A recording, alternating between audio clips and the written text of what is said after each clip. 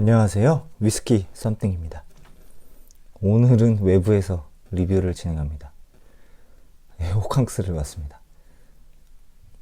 보모어는 일전에 리뷰 영상은 아니지만 VS 놀이로 한번 탈리스커와 맞대결을 펼친 적이 있었죠. 보모어만큼은 상세 리뷰를 좀 하고 싶었습니다. 보모어는 여러분들이 잘 아시듯 스코틀랜드 아일라 지역의 꽤 오래된 증류소입니다. 제가 알기로 역사가 한 두 번째로 깊은데요.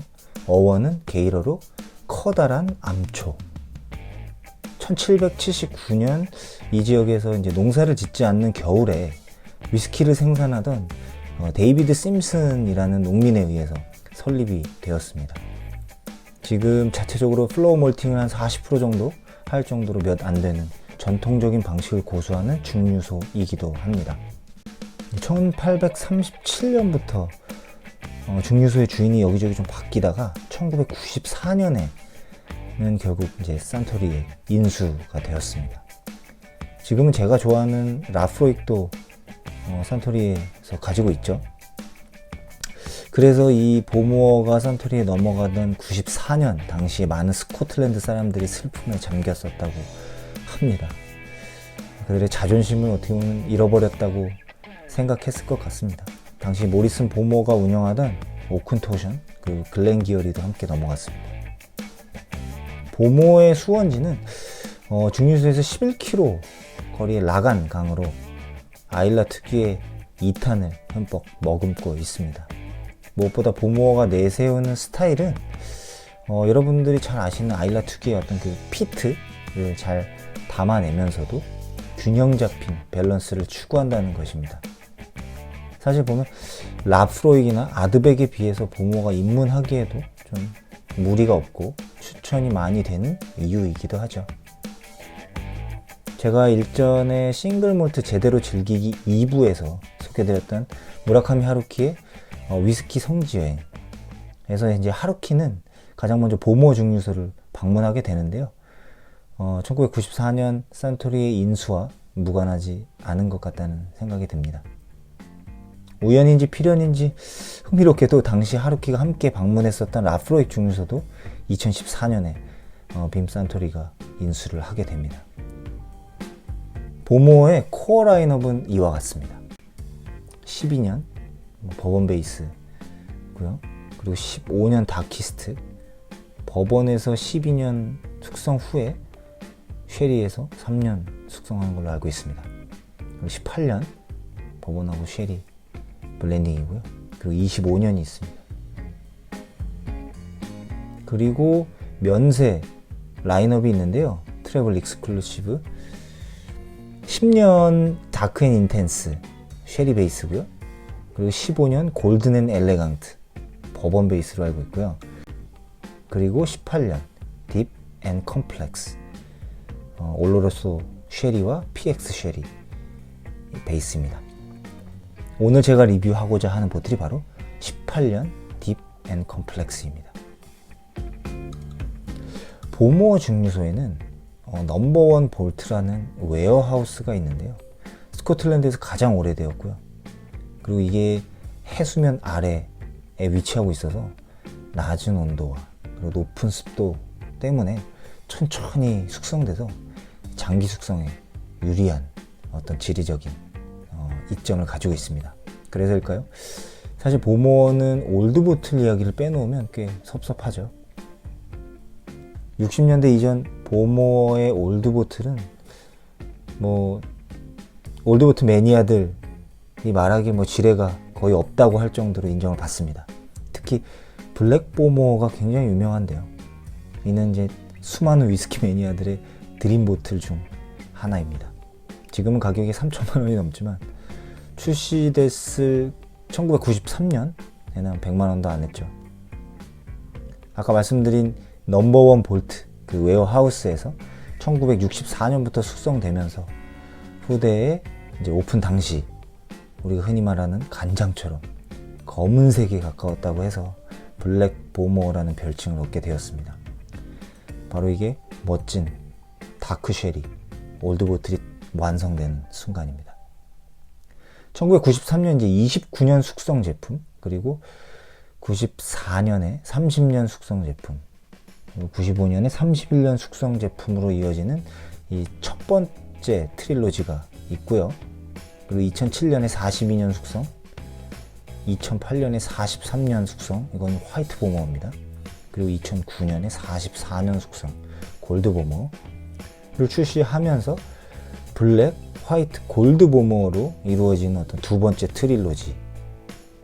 그리고 2015년에 마지막으로 50년 숙성 제품을 런칭하면서 이 시리즈를 완결 지었습니다. 무엇보다 가장 높게 평가받는 블랙 보머는요, 첫 번째 트릴로지 중에 첫 번째 에디션인 1993년 29년 숙성 보틀입니다.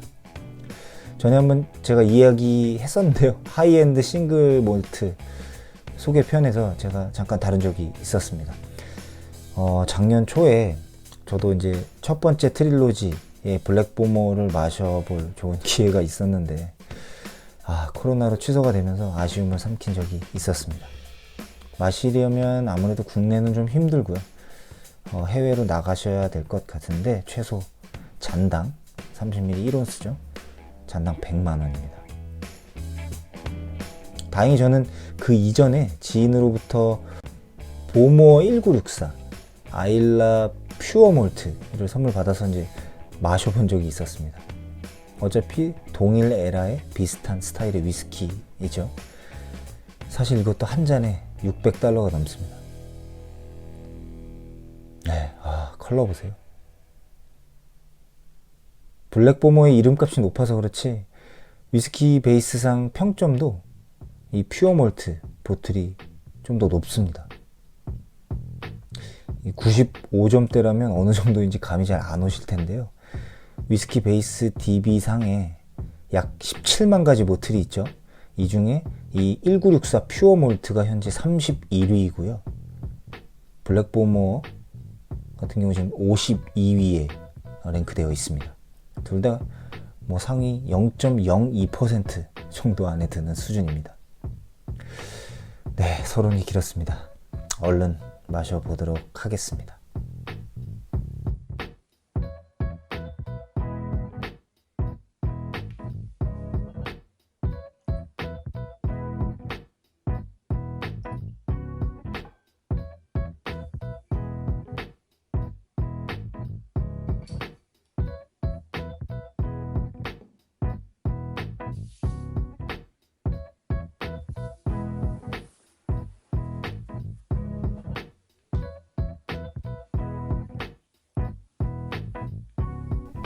컬러 한번 보겠습니다.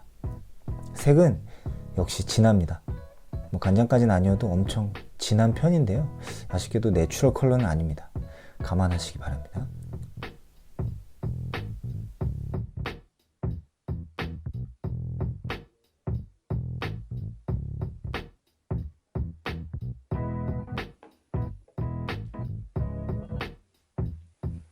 네, 노징 한번 해보겠습니다. 노징 이거 거의 진짜 마지막 잔이나 다름없는. 근데 이럴 수가 있나? 올로로소 쉐리 특유의 너티함인 것 같은데요. 이게 피트하고 어우러져서 현행 보틀에서는 경험하기 드문 엄청난 펑키함을 선사합니다. 매우 놀랍습니다. 이게 오래된 꿉꿉함이라고 해야 할까요? 약간 그 장마 기간에 장롱 속에 좀 오래된 견과류를 오랜만에 꺼내 먹은 느낌? 아니면 오래된 그 서재 서랍 속에 건포도를 꺼내 먹은 느낌? 정말 대단합니다. 사실 이게 적당히 에어링 됐었던 초반에도 맛은 있었어요. 그래서 이제 탈리스커 10하고 VS 놀이 하던 시절에 탈리스커를 첩 발랐었죠. 사실 지난달인가 간만에 이제 꺼내서 마셨는데 조금 실망했었거든요, 사실. 하기야 그때 이제 4분의 1 정도 남은 상태라서 이제 캐릭터가 좀 약해졌구나 했습니다. 뭐 제 욕심이었을 수도 있습니다. 근데 오늘 뭐죠? 마지막이라고 생각했던 걸까요? 어마어마한 퍼포먼스를 보여줍니다. 저는 간접적으로 제가 이제 현행 미들급 피티드 풀쉐리 보트 중에 손에 꼽을만 하다라고 평했었던 것 같은데요. 그 말을 오늘 다시 하고 싶은 마음입니다. 얼마 전에 킬호만 100% 아일라가 마지막 잔에 어떤 쇼킹한 모습을 보여준 것과 비슷한 상황이랄까요? 오늘 거의 노징에서 끝이 났습니다. 팔레트는 노징만큼은 아니어도 괜찮습니다. 피트하고 쉐리 그리고 스파이시가 아주 한 몸이 된 느낌이고요. 다만 얼마 안 남아서 그런지 힘을 약간은 소실한 듯 해서 레이어는 뚜렷하게 살아 움직이진 않아요. 살짝 무뎌진 느낌은 있습니다. 그래도 현행 네임드 미들급 이 풀쉐리 보틀들의 격전지 80점대 중후반은 충분히 마크할 맛입니다. 다크 초콜릿의 느낌이 굉장히 강하고요. 약간의 그 장작 앞에서 불멍하면서 다크 초콜릿을 입에 문 느낌입니다. 그리고 우디함? 약간 호두의 느낌도 있고요. 쉐리 특유의 드라이드 프루트 그리고 레드베리 계열, 건포도 느낌 당연하고요.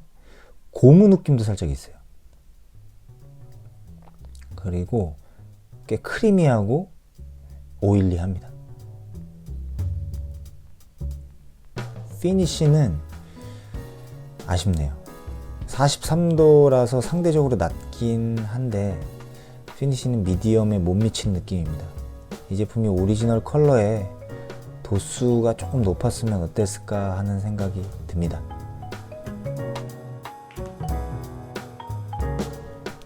네, 결론입니다.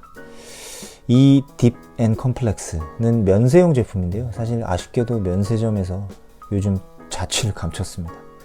면세 제품 중에 가성비가 좋다고 소문난 보트이긴 했습니다. 오늘도 새삼스레 느끼는 거지만 참 위스키라는 게 재밌는 게 오픈을 해서 다 먹을 때까지 생각보다 정말 다양한 스펙트럼 그리고 혹은 하나의 이야기를 보여주는 것 같다는 생각이 듭니다. 처음엔 에어링이 필요해서인지 이제 본 모습을 보여주지 않다가 슬슬 이제 시동을 걸죠. 그래서 통상 한 3분의 2 지점에서 3분의 1까지 최상의 퍼포먼스를 보여주는 것 같고요. 간혹 이렇게 마지막 몇 잔 안 남은 상태에서 하얗게 불태우는 놈들이 있단 말이죠. 아무튼 오늘 아주 훌륭한 한 잔이었고요. 드램이었죠. 올드보틀이 살짝 생각날 법한 현행보틀의 반란이라고 정의하고 싶은 마음입니다.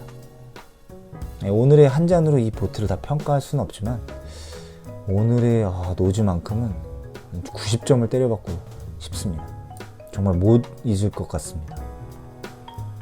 저는 오늘 이 보모어 18년 딥 앤 컴플렉스에 87점 부여하겠습니다. 오늘만으로 평가했다면 뭐 더 평점이 높을 수도 있는데요.